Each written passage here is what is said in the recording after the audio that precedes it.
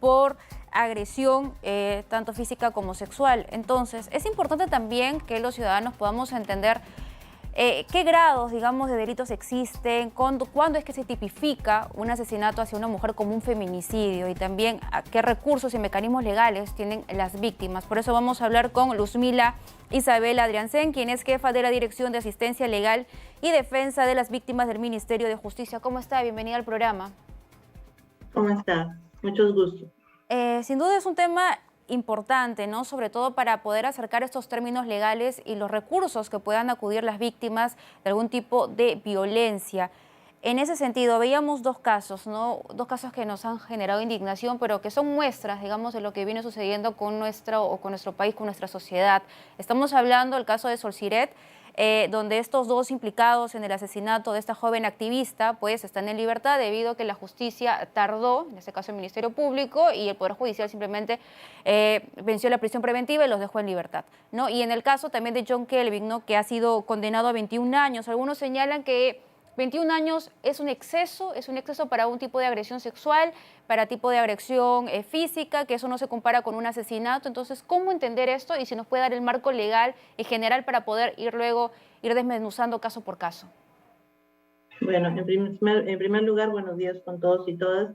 En el caso específico de este señor, todavía el colegiado solo ha hecho un adelanto sobre la sentencia. No hemos podido realmente poder analizar con el equipo las razones de la sentencia que el colegiado de Lima Norte nos ha podido dar. Entonces, en ese sentido, como que dar un adelanto de opinión, si es demasiado, si es muy poco, creo que sería un poco prematuro para nosotros desde la defensa pública. Lo que sí me gustaría compartir con ustedes es poder poner en conocimiento de la población los servicios que nosotros brindamos. Es muy importante que las víctimas, las familias, sepan que existe la defensa pública. La defensa pública es un servicio a nivel nacional. Contamos con 34 direcciones distritales donde tenemos abogados especializados que brindan este servicio llano y sobre todo en un servicio gratuito. Nosotros en ambos casos hemos querido apoyar a la familia, pero es decisión de la familia tener un servicio de abogados particulares, sí. Y nosotros somos un servicio totalmente gratuito y es algo que quiero recalcar. Nosotros somos especializados.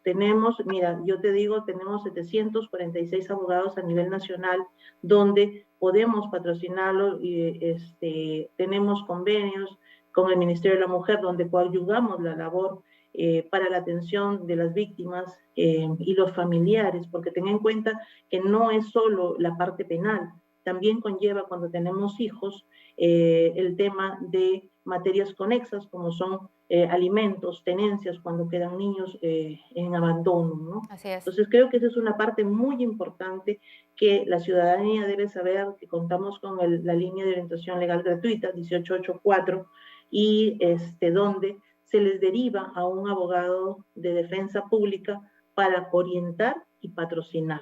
Y eso es Y importante, ¿no? vemos hasta el final. Sí, Sí, es sobre muy todo, importante. pero me gustaría por favor precisar, porque seguramente muchas personas que nos están viendo, muchas mujeres que en estos momentos puedan ser víctimas de algún tipo de violencia, sepan cuáles son los mecanismos, cómo denunciar, porque no es lo mismo la sanción para el victimario, estamos hablando, no es lo mismo para quien golpea, para quien viola, para quien asesina, ¿no? Entonces es importante saber qué mecanismos también tienen los familiares para poder ayudar.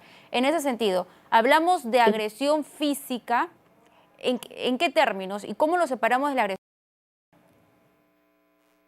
Bueno, en primer término, yo te digo que existe la violencia psicológica, la violencia física, la violencia económica también. Es algo que a veces desconocemos y que lo hemos normalizado en nuestra sociedad y es algo que no debemos tener. El hecho y la violencia sexual. Existe todavía en nuestra sociedad la idea de que si hay una agresión sexual dentro del matrimonio, no es violación, mentira. Desde que la mujer dice no, es no. Entonces, desde ahí ya nosotros nos podemos dar cuenta de que tenemos derechos y que toda mujer, porque te quiero, te golpeo, porque te quiero, te insulto, y eso deviene en una violencia psicológica que va mermando la psiqui de la persona. Entonces, no hay derecho. Entonces, eso denunciamos en la comisaría, denunciamos en la fiscalía, y en el caso de la defensa pública, pueden venir a la defensa pública, pueden llamarnos y nosotros los vamos a guiar qué es lo que tenemos que hacer, les hacemos el acompañamiento para la denuncia, ya sea en la policía, ya sea en la fiscalía. ¿Por qué? Porque existen, desgraciadamente, todavía locales de la policía donde todavía son renuentes a tomar ese tipo de denuncias. Y hay Entonces, algo es ahí más, donde...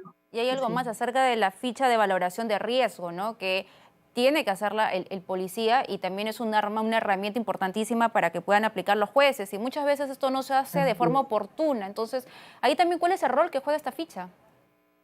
Es importante la ficha, sí, por eso es que nosotros pedimos que la persona que desconozca este tema o que crea que necesita un acompañamiento, asista a la defensa pública, para nosotros poderlo acompañar y que esa ficha sea llenada como corresponde por el oficial de policía. Y en ese caso, con respecto, ¿qué nos dice la ley sobre las medidas de protección hacia las víctimas? Efectivamente, existen las medidas de protección y ahí nosotros también coadyuvamos esta labor, porque si bien es cierto, el juzgado es el que puede dictar las medidas, pero nosotros en el acompañamiento que realizamos desde la defensa pública podemos solicitar medidas adicionales que con la experticia que tienen nuestros defensores públicos va a ayudar al tema de la protección tanto de la mujer agredida como de la familia.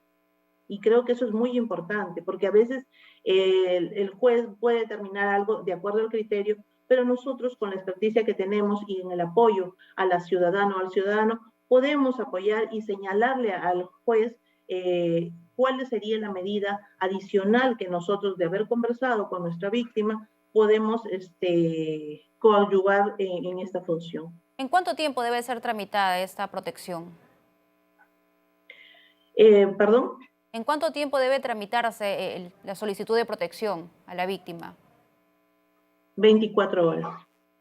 Son 24 horas y debe darse, digamos, de forma efectiva. De forma inmediata, efectiva, efectivamente. Y está en la labor de la policía del cumplimiento de estas medidas de protección cuando nosotros ponemos en conocimiento y hacerlas efectivas. Por ejemplo, el alejamiento. Cuando sucede el tema del alejamiento hacia la persona que agrede y la persona se siente afectada por esta situación, puede pedir a la policía el cumplimiento de esta medida.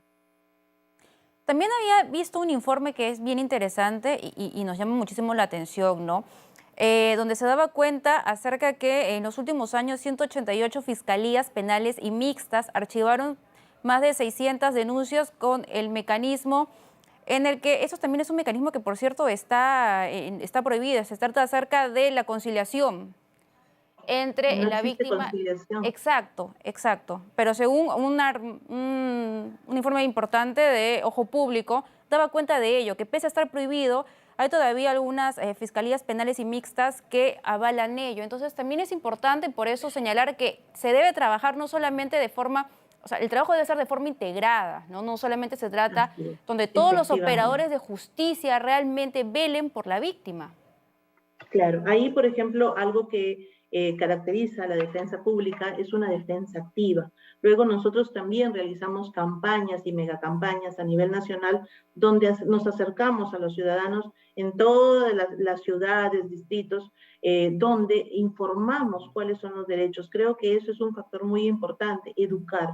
Y nosotros también tomamos esa labor como muy importante porque en ese momento de la campaña les explicamos a las ciudadanas, niñas, niños, adolescentes, adultos mayores, en todas las ramas, cuáles son sus derechos y dónde pueden acudir, porque muchas veces no acuden por temor, por miedo, porque el costo es muy alto, ¿no? ¿Qué pasa a denunciar? El abogado te va a cobrar. Pero existimos nosotros, existe la defensa pública donde brindamos el servicio, donde ten en cuenta de que somos abogados especializados, tenemos el carisma para poder entender y ponernos en la situación de la ciudadana y también ciudadano, porque también existe violencia contra el hombre. Entonces, Es importante eso, es importante que tengamos el conocimiento, y yo desde acá aprovecho esta oportunidad y le agradezco la entrevista en el sentido de decir, señores, señoras, tienen la defensa pública, es un servicio gratuito.